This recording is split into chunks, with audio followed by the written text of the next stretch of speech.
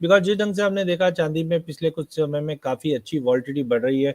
तो आज हम समझेंगे चांदी के क्या डायनामिक्स है, और हम जो 6 चार्ट टेस्ट बोलते हैं वो भी हम देखेंगे।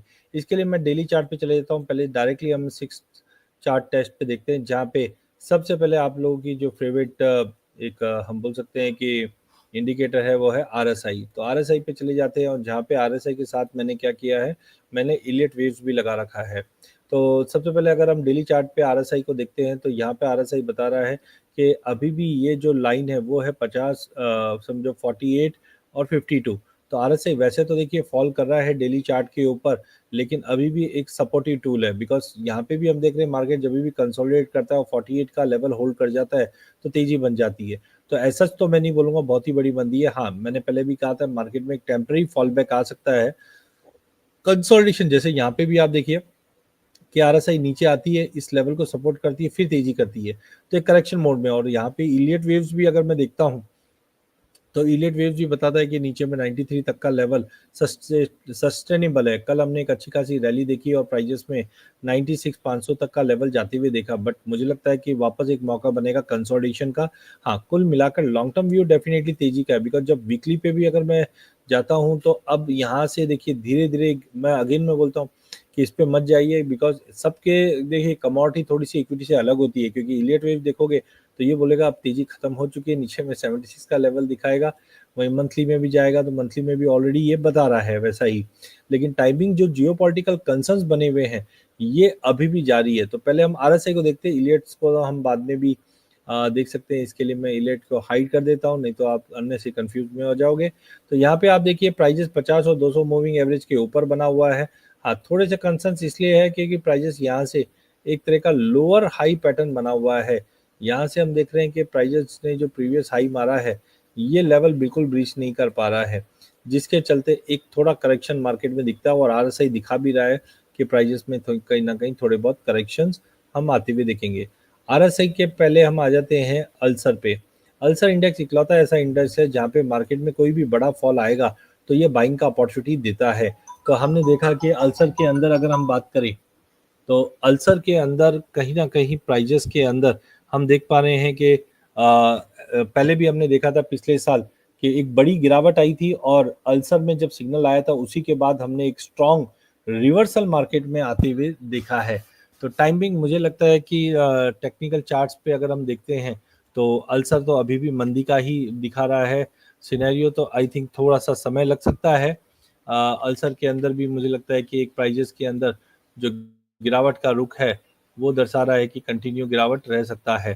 तो आई थिंक यहाँ पे कोई ज़्यादा क्लियरिटी नहीं है, बट अल्सर अभी भी देखिए अल्सर जब भी ये ऊपर आता है तो एक गिरावट दिखाता है। तो यहाँ पे भी हम देख रहे हैं एक नेगेटिवनेस ही प्राइजेस के अंदर अल्सर दिखा रहा है।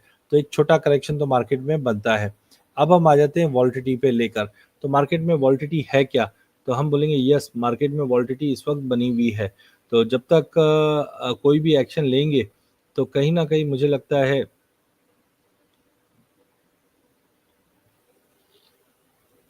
एक सेकेंड।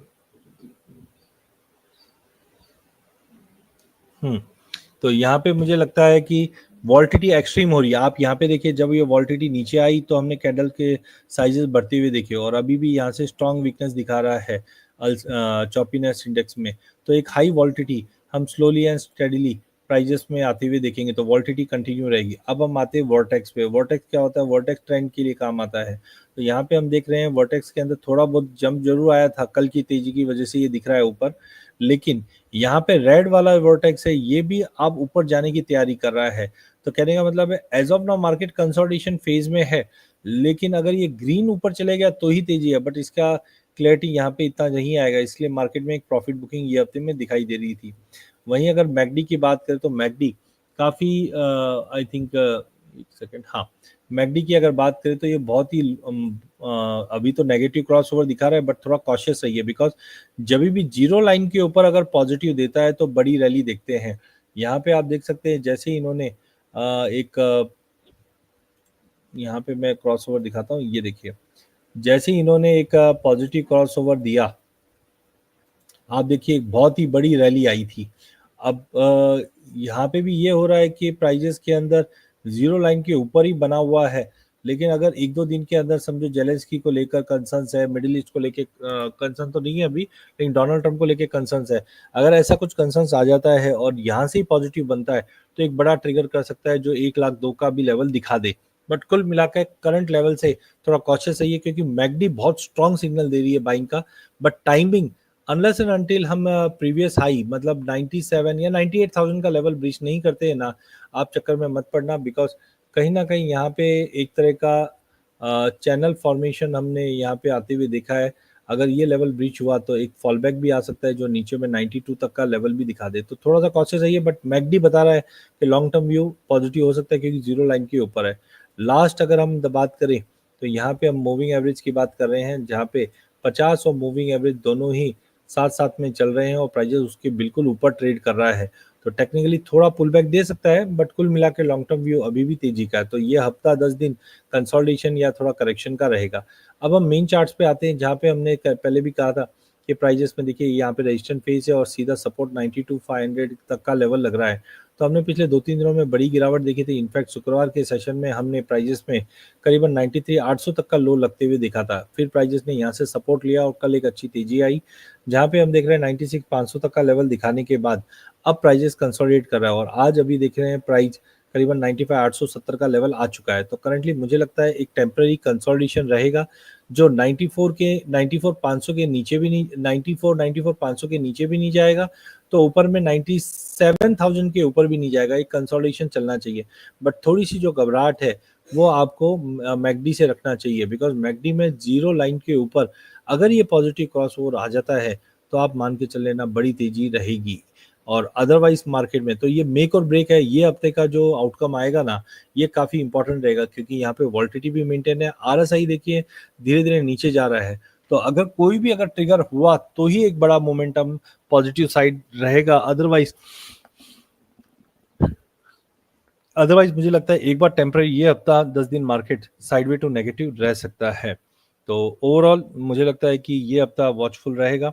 तो इसी के साथ मेरा सेशन करता हूँ, कुछ सवाल आए हुए हैं मैं तुरंत सवाल भी ले लेता हूँ, ये मॉर्निंग में जैसे जैसे समय मिलता है मैं डायरेक्टली लाइव आ ही जाता हूँ, तो अगर आपका चांदी से रिलेटेड कुछ सवाल है तो मैं डायरेक्टली चैट पे बता पाऊंगा। तो धन्यवाद धाकर जी, आपने ओके डाला है खाली, सेठ जी धन्यवाद। किसी के अगर कोई सवाल है तो मैं डेफिनेटली ले लूंगा, धन्यवाद हर जी। देन मुकेश जैन जी का सवाल है चांदी 9300, तो मैं नहीं समझा, मेरे ख्याल से 93,000 बोल रखते हैं, हाँ जब तक 97,000 के ऊपर नहीं जाता पॉसिबल है कि 93,500 का लेवल फिर से हम देख पाएंगे। वहीं टैकी का सवाल है सर गोल्ड और सिल्वर को कोई क्लियर व्यू है क्या, आपका अभी भी जैसे पहले थी, गोल्ड सिल्वर जून तक लो।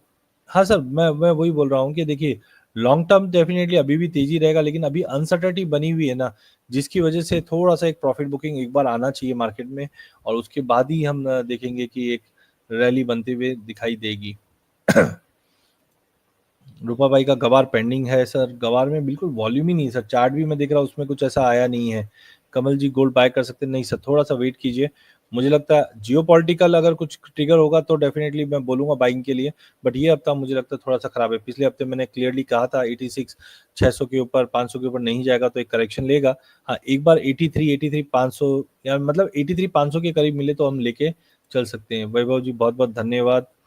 एंड उसके बाद दीक्षित जी गोल्ड में क्या करें, गोल्ड में मुझे तो पर्सनली लग रहा है कि ये अब तक कंसोलिडेशन करेगा, बट है वीकनेस है। निके जी का 94 आ जाएगा, बिल्कुल आ सकता है, 94 का लेवल चांदी आराम से दिखा सकता है, आज ही दिखा दे तो कोई बड़ी बात नहीं है। सर ऑप्शन में काम कर सकते हैं, रेंज बाउंड मार्केट है, बिल्कुल देखिए रेंज बाउंड भी है, और दूसरा अगर आप जैसे कॉल बैक स्प्रेड कर लीजिए, अगर चांदी में अपने को ऐसा लगता है कि 97 टूटेगा तो 1 लाख आ जाएगा, जो लग भी रहा है चार्टिकली, तो आप उसमें ऐसा कर सकते हैं नीचे के पुट बेच के ऊपर के सॉरी नीचे का कॉल एक बेच कर दो ऊपर के कॉल ले लीजिए। इसके स्ट्रक्चर के लिए आप हमारे व्हाट्सएप चैनल पे कनेक्ट कर लीजिए, मैं आपको इसका स्ट्रक्चर बना के दे देता हूँ। और अगर वीकनेस लग रहा है कि बहुत बड़ा एक बार वीकनेस आ रहा है तो सबसे बेस्ट मुझे कॉल बैक स्प्रेड या पुट बैक स्प्रेड लग रहा है। यहाँ पे आप क्या कीजिए, समझो 97 का एक पुट बेचकर 96 के दो पुट ले लीजिए, क्या होगा नीचे आएगा तो बड़ा पैसा मिलेगा, नहीं आएगा तो आपकी जेब से बहुत कम जाएगा। चांदी कब बाय करें? चांदी मुझे लगता है 92 तक का, विजय जी आप वेट कीजिए, 92 तक हम बाय करके चलेंगे। सर आज आएगी क्या? 94 आज मिल जाएगा सर। सर 92 के लिए फिजिकल में लिया है, वेट करें क्या? अरे सर 92 पे लिया हुआ है फिजिकल में, इसको हेज कर लीजिए ना सर। ऑप्शन में आप क्या कीजिए, 96 का कॉल बेच दीजिए, तो उससे क्या होगा, अगर मार्केट जैसे जैसे नीचे जाएगा आपको कॉल का प्रीमियम मिलने लग जाएगा। फिजिकल में लिया हुआ है लेकिन फ्यूचर में उसका भाड़ा मिल रहा है, तो उसको लीजिए ना, उसको क्यों छोड़ रहे हो आप? धन्यवाद मनीष जी। सर नमस्कार, चांदी में मार्च लास्ट एंड अप्रैल तक 1,10,000 का हो जाएगा। सर अभी मार्च 15 तक मुझे लगता है एक करेक्शन है मार्केट में, एंड उसके बाद जो तेजी मिलेगी वो आपको दिखा दी, क्योंकि देखिए आप समझे चांदी इंडस्ट्रियल मेटल है। कल चाइना से मैन्युफैक्चरिंग का नंबर अच्छा है इसलिए हम ऊपर आ गए, आज मालूम पड़ा टैरिफ लग गया है इसके लिए नीचे आ गया, तो मोमेंटम रहेगा। लेकिन कुल मिला के 1,30,000 का लेवल आपको जून से पहले पहले दिखाएगा। गोल्ड इस वीक कहाँ तक जा सकता है? गोल्ड में ऑलरेडी मुझे लगता है कि एक जंप जो रिट्रेसमेंट आना था वो आ चुका है। मार्केट थोड़ा बहुत मेरे को नेगेटिव ही दिख रहा है, वापस आपको समझो 84,500 तक का लेवल दिखा देगा। दिल से आभार, धन्यवाद सर आपका भी। सर क्रूड ऑयल सेल कर सकते हैं, देखिए 6,000 के नीचे सस्टेन नहीं कर पा रहा है, तो आप क्या कीजिए, फ्यूचर बेचिए, साथ में कॉल ले लीजिए। क्या होगा, इंश्योरेंस, क्योंकि आप समझिए 5850 के नीचे भी नहीं दिख रहा है मार्केट। हाँ, overall market sideways to negative रहेगा। जैसे 2 दिन पहले एक जंप आया, क्यों आया, चाइना का न्यूज आ गया पॉजिटिव, तो जैसे जैसे 61 के करीब मिले, 62 के करीब मिले, आराम से बेच के चलो। नीचे में 5850 का टारगेट रहेगा, ऑप्शन में काम करो, ऑप्शन सेफ रहेगा। कमल जी, गोल्ड इस वीक कहाँ तक? मुझे तो लगता है कि एक बार 84 का लेवल दिखा जाए। गोल्ड में 90,000 जल्दी आ सकता है, जल्दी मतलब जून तक आप मान के चलिए मिल जाएगा। गोल्ड 85 एमसीएक्स पे 90 का लिया हुआ था लास्ट वीक का। सर इंश्योरेंस लीजिए ना, उसके अगेंस्ट पुट ले लीजिए, नीचे आएगा बेनिफिट मिलेगा, क्यों टेंशन करते हो उस चीज में। देन एनजी में क्या लगता है? एनजी में देखो विंटर्स खत्म हो रही है, 10 रुपए का जंप, वहां से आप है ना पुट लेना स्टार्ट कर लीजिए। मार्केट में ध्यान मंदी का रहेगा। 92,000 कब तक? मार्च मिड तक हम 92 का, लेकिन देखिए 92 का स्पाइक आएगा नीचे चांदी में, लेकिन सस्टेन नहीं करेगा, ये भी ध्यान रखना। मतलब नीचे मार के रिकवर कर जाएगा। गोल्ड, गुप्ता जी बोल रहे हैं गिर सकता है क्या? सेकंड हाफ में एक बड़ी गिरावट दिख रही है, बट डोनाल्ड ट्रंप पे नजर रखिए। सिल्वर 92 कब तक? 15 मार्च तक मुझे लगता है एक बार 92 का लेवल दिखा देगा। धन्यवाद सर। सिल्वर में बाय का लेवल मैक्सिमम क्या होगा? 92 का लेवल मुझे लगता है, या 30-50 का लेवल इंटरनेशनल में मुझे लगता है मिल जाएगा। धन्यवाद कमल जी। सिल्वर 98,500, इसके नीचे वीक, वीक नहीं बोलूंगा, कंसोलिडेशन बोलूंगा। थोड़ा बहुत जब तक 98 के ऊपर नहीं जाता है कंसोलिडेशन है, लेकिन देखिए कंसोलिडेशन भी कितना बड़ा है, 92 से 98 के बीच में। एक बार ये 98 के ऊपर गया तो 1,02,000, 1,05,000 तक का लेवल आराम से दिखा सकता है। रजत जी, सर इससे लिटिल पर्सनल क्वेश्चन है।